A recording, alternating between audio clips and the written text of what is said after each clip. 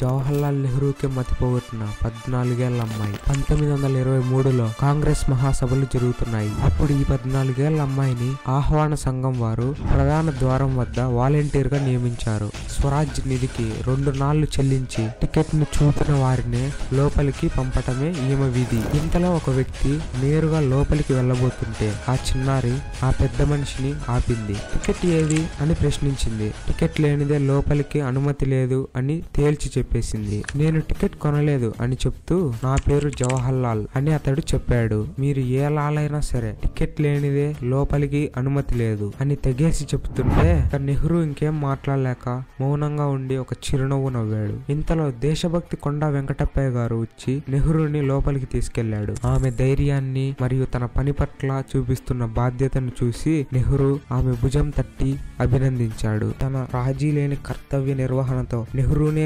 నిరోధించిన ఆ బాలిక మరెవరో కాదు, ఆంధ్ర జాతీయోద్యమ నాయకులలో చిరస్థారణీయురాలు, ఆంధ్ర మహిళా సభ వ్యవస్థాపకురాలైన శ్రీమతి దుర్గాబాయి దేశ్ముఖ్.